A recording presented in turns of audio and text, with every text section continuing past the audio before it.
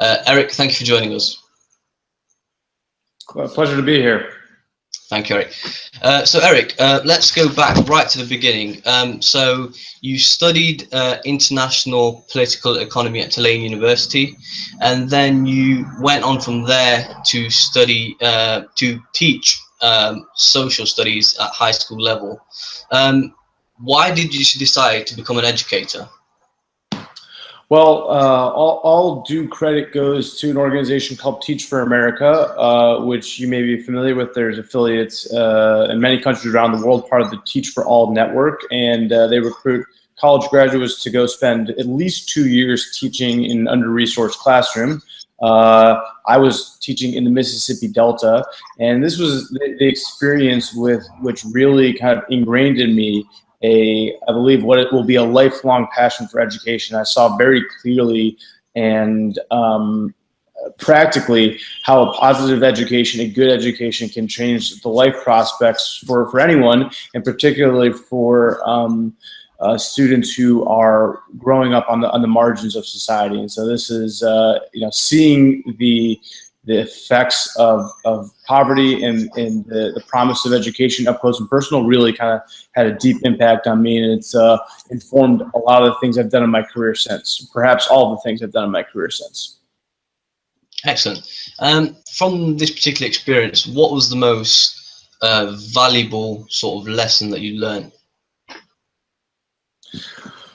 Well, I guess there's a cliche or a tagline that demography is not destiny. As someone who grew up in a different part of the country, when I thought of the Mississippi Delta, I thought of a place kind of trapped in a cycle of poverty and kind of constrained by its own history and the various dynamics at play. But you go there, the challenges are certainly dynamic and can seem overwhelming, but it's not destiny. It can be changed.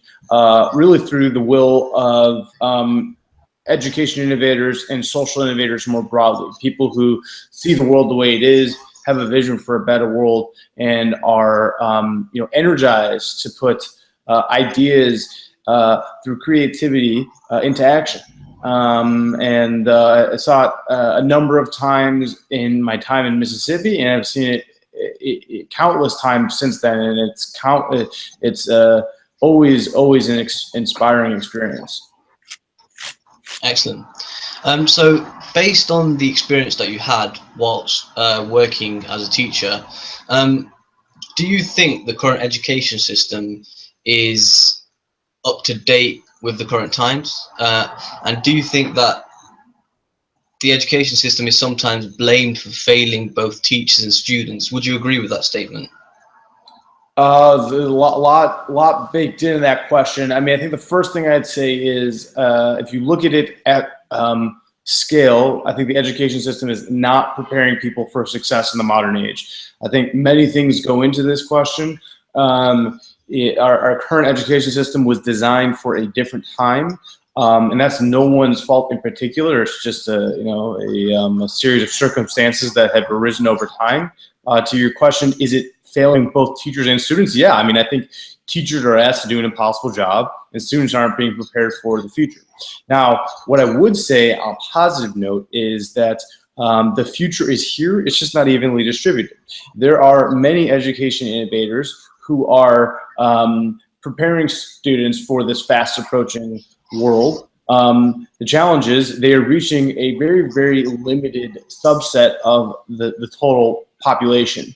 And this issue with education isn't something new. Sir Ken Robinson, relatively recently, I believe in 2007, talked about how we are educating people out of their creative capacities. And he gave examples from the 1930s and the 1920s, and even, you could come up with examples from before that. And I believe that this issue of educating people out of their creative capacities is exactly kind of the guide we need to think about the future.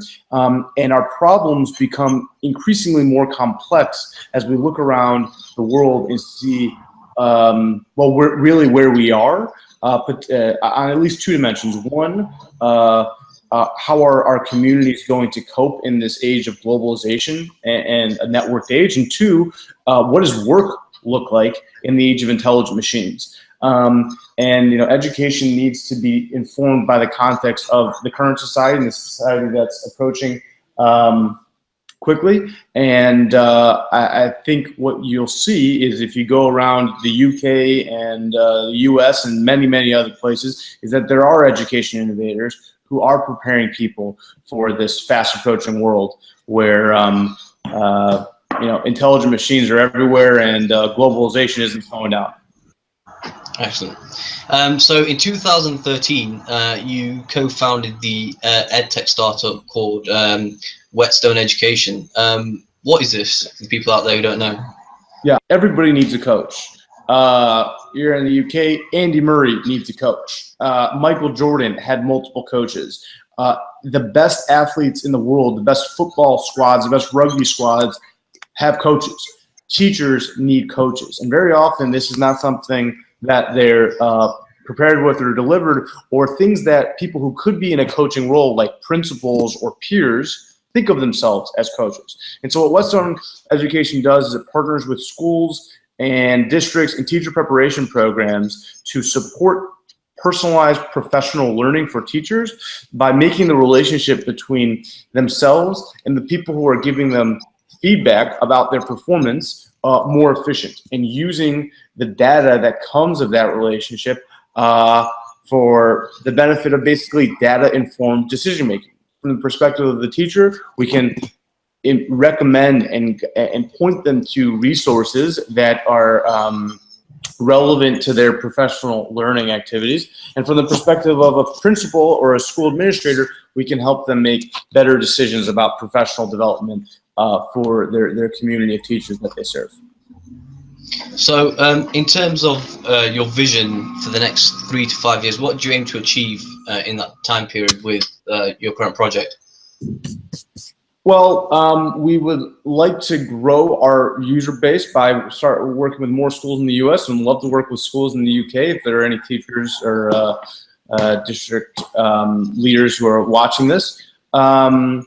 We'd also like to equip teachers with the kind of tool that is being designed for many students out there, which is personalized blended learning anytime, anywhere.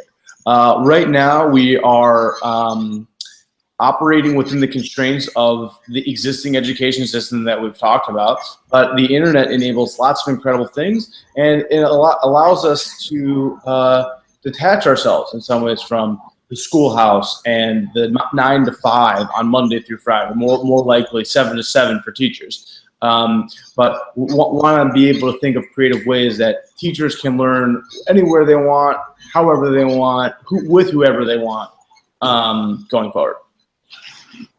Okay, excellent. So if people want to get involved with your current project, how can they do so? They can go on the website and find my email.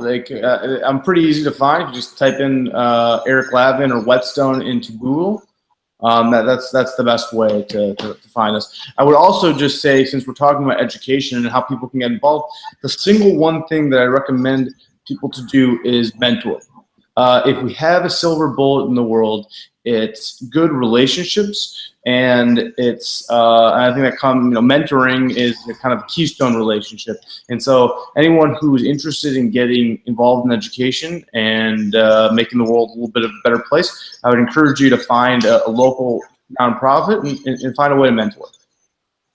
Excellent. So in terms of finishing off, speaking about mentors and role models, I think it's very important for children, young people coming up, to have those positive role models there. Growing up, who inspired you and why?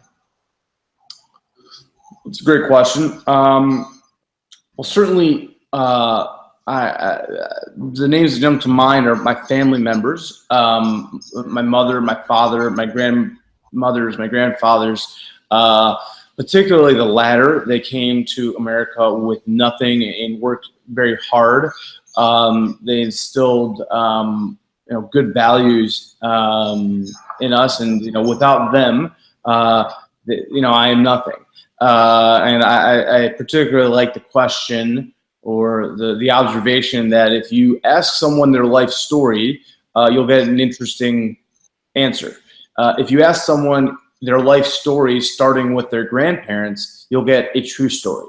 And so that's where I'm grounded. If I had to pick one person, I would say Benjamin Franklin. He is, if you haven't read his biography, if you have a chance to read his biography by a guy named Walter Isaacson, who I had the pleasure of working for not too long ago, highly recommend it. Benjamin Franklin, I think, is the first social innovator, the first urban innovator, the first social entrepreneur. I mean, honestly, there were probably guys and women who came before him, but the man just did an incredible amount. He was a media magnate. He was a healthcare entrepreneur. He did so many things, such a wide scope, and I think his example and his perspective on his times is relevant for our times. So I would encourage you to go out and read about Benjamin Franklin. Excellent. And two questions to finish off with. Sure. What is your favorite quote? Is there a quote like that that really inspires you? My favorite quote, I think I actually have already said it, which is that the future is here, it's just not evenly distributed. And you can, and people sometimes take issue with this quote, and I interpret it to mean that the future can be every clean water that is ubiquitous in the UK and US is ubiquitous in India and Africa. Or it can be the chaos and violence and war that's happening in Syria can be the norm everywhere. And so it's an empowering quote in the sense that we can look around the world and make good predictions about what the future is going to be, but ultimately it's down to us to determine which way it goes. So the future is here, it's just not evenly distributed. Excellent. And final question. So having experienced all you have throughout your life so far, what advice would you give your 16-year-old self? So if you could go back and give your 16-year-old self advice, what would it be? That's a good question. I'd say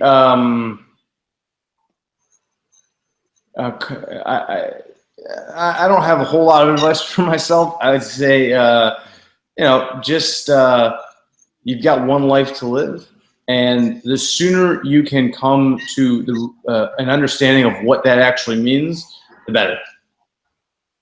Excellent. Do you have any final words for the viewers, Eric? No, thank you for the time. This is fun, and look forward to following your progress.